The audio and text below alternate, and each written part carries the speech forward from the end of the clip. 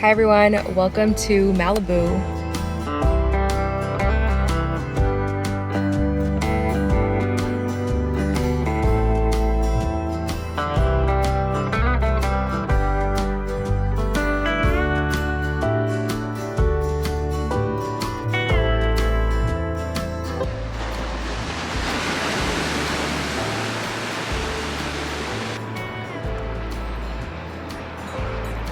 Marley, is that you?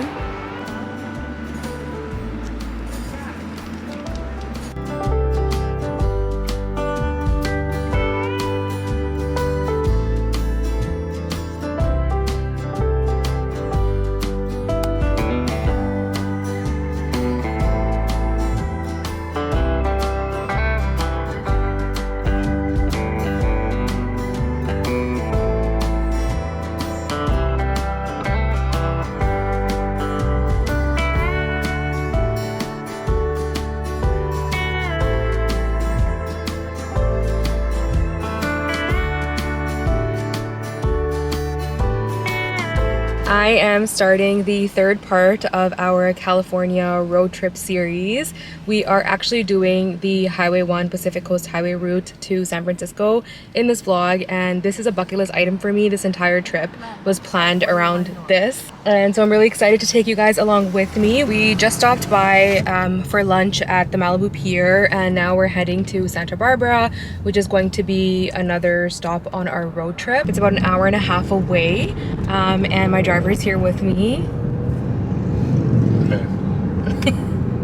He's used to my vlogging, I guess. We're stopping in Monterey, or close to Monterey, somewhere around there. We'll figure it out. I'll take you, obviously, and you'll see all the nice views. I'm really excited about the scenery and the ocean and just everything about this drive.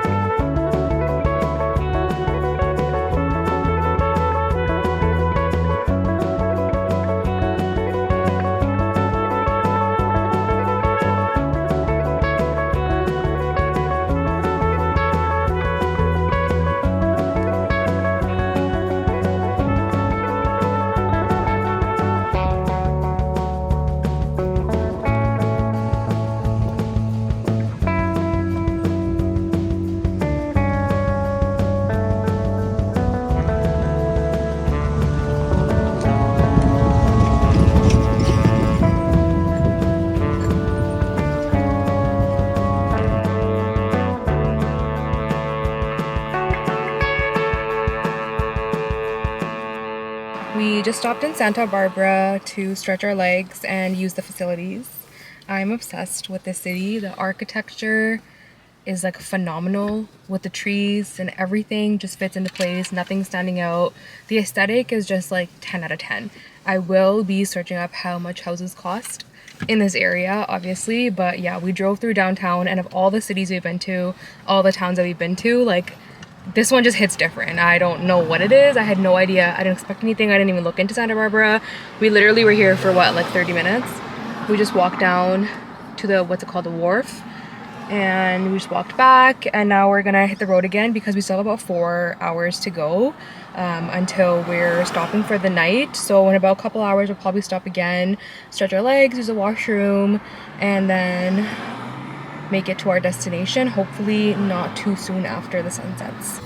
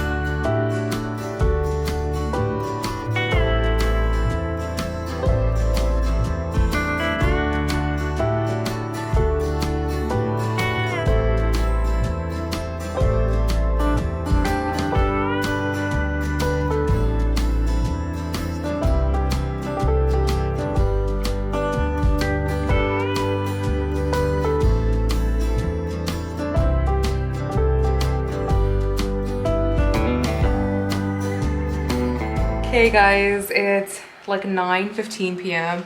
We just checked into our hotel. Honestly, I was a little bit worried because outside is not that nice and it's dark, so we can't see anything.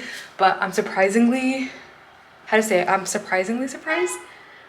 I'm pleasantly surprised. Oh my god, I'm so hungry. I'm pleasantly surprised. I'll give you guys a tour before we head out to get dinner. This is the entrance. We are on the main floor, which I don't love, but that's okay. And then you enter, this is the washroom area, so sink. I was pretty impressed to see they give you makeup removers. I haven't seen that at a hotel yet. Yeah, all the regular stuff, shampoo, conditioner, lotion, soap that I just opened because you're about to pee. Little closet area over here, and then this is the bathroom, the tub, the toilet tub, the shower, the toilet. There's another light that's on here, but the fan's really loud, so I turned it off. And then you come back out. This is what the room looks like. This is a very extravagant bed, but is it comfortable? Would you sit on it? Mm-hmm. It's hard mattress, that's your type. There's that. There's the man in my room, and it's our fridge. Probably. Yeah, here's the fridge. Oops, microwave. We have, ooh, a Keurig. It's fancy. We have decaf and regular organic coffee, sure. There is also breakfast here, but I read the reviews that it's not as nice as the other places we had breakfast. There's a little desk if you need to do some desking, a mirror. Wonderful. And then guys, there's a freaking fireplace and a little seating area and some ice for some drinks.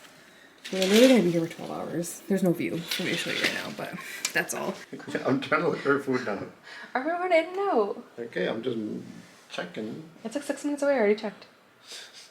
Okay, we're gonna get in and out because again, it's like 9:30 p.m. and we really liked it. So we're gonna get that and then we're gonna sleep. And I'll meet you guys, I'll discuss things with you tomorrow because discuss things tomorrow. I'm hungry. Good morning, everybody. We are having a rough morning.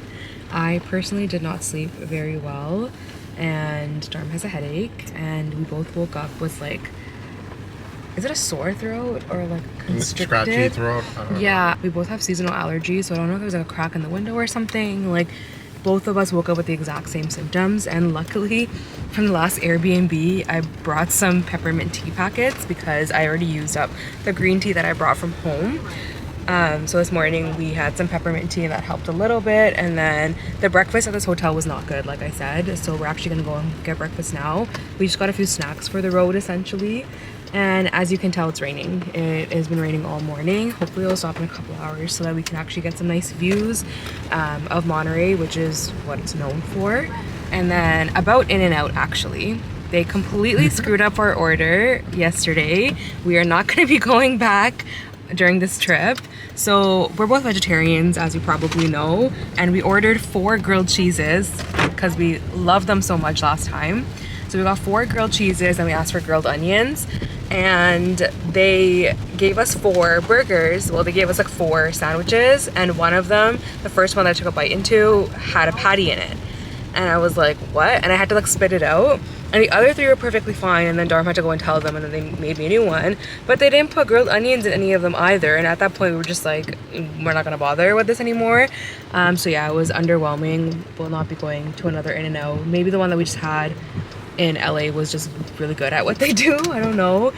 We also dined in for this one, so I'm wondering if like dine-in is not as great as drive-through. I don't know what the dealio is, but I think 2 times in one trip is enough.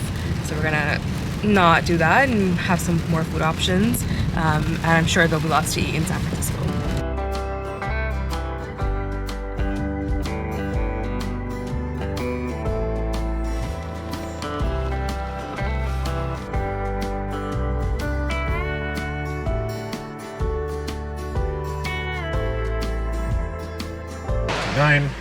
They were trying to find the Monterey Bay based on a description from 1602, but it took them a year. The beautiful beach was named Spanish Bay Beach after their early visit. Cool. Golf course here, right? What's the golf course called? The links at Spanish Bay. Apparently it's famous. That's what Google told me.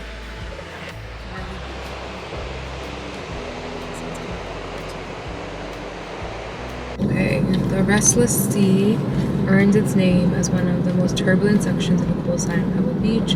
Waves are constantly converging and crashing into each other, likely caused by submerged rocks. And then Point Joe, early mariners, is how you say it, mistook Point Joe as the entrance to Monterey Bay, making it the site of many shipwrecks. In the early 1900s, a man named Joe lived in a driftwood hut here, selling trinkets, tourists, and tending goats. It's debated whether Joe was named for the point or the point was named for Joe. Next, we're going to China Rock, which is a site of a small Chinese fishing village in the late 1800s. What's number 7? Number 7, Bird Rock. The wildlife hub is buzzing with birds, harbor seals, and barking sea lions. Bird Rock was actually covered in 4 to 5 feet of pelican and cormorant guano until 1930, when it was harvested as a fertilizer. Sea lions took advantage of the cleaned off perch and have been sunbathing there ever since. Oh, so all the birds, those are birds? What about for sea lions? Birds, but they're just saying it used to be covered in shit. Yeah. Until it was harvested. The people use the shit to make fertilizer. Yeah. And then after that, then the sea lions were like, oh, this is a It's nice kind of spot. clean now. Yeah. Then we have Fanshell Beach Overlook. Is one of the primary pupping habitats for harbor seals on the Central Coast. Ooh, look at some trees. Okay, next we're going to Cypress Point. Offers a spectacular spot to catch sunsets thanks to its southwest views.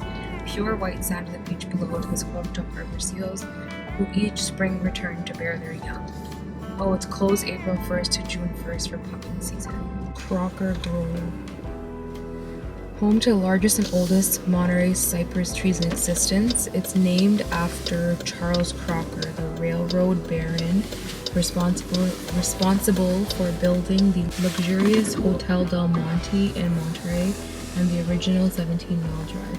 Pebble Beach contains one of only 2 native Monterey cypress forts in the world. The other is across Carmel Bay at Point Lobos State Park. We're approaching number 12, which is the Lone Cypress. For more than 250 years, the world-famous Lone Cypress has braved the elements atop its rocky pedestal overlooking the Pacific Ocean. Known as Midway Point on the original 17-mile drive, this iconic tree has been the logo for Pebble Beach Resort since its founding in 1919. I like how this one random tree... Are those birds? On the bottom. Yeah. They're so black. They're so black.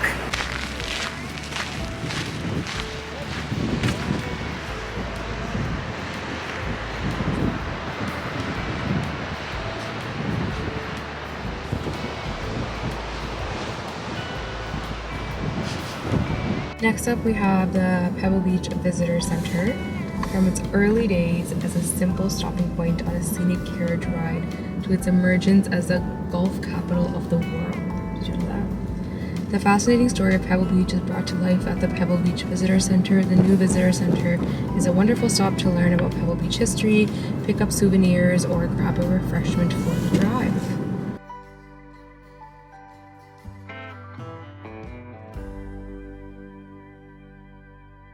Okay, we're all ready to go with our beverages of choice. I have a chai latte, an ultra monster. It just started raining again. I think we have a couple more stops. And then we're going to Santa Cruz. Number 15, Pebble Beach Golf Links. No public course in the United States can match the major championship pedigree of Pebble Beach Golf Links, built by amateur golfers Jack Neville and Douglas Grant in 1919. Pebble Beach hosted its 6th US Open in June 2019 to go along with 5 amateurs and 2 US women's amateurs, and the 1977 PGA Championship ranked the #1 public course in America. Pebble Beach Golf Links has been selected to host the 2023 US Women's Open and 2027 US Open.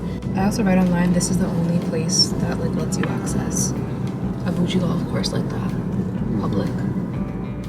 And going to number 1 now, Shepherd's Knoll offers a unique elevated view looking down on Monterey Bay, named after local railroad man Abraham D. Shepherd, who also built the upper scenic route on 17-mile drive in the forest.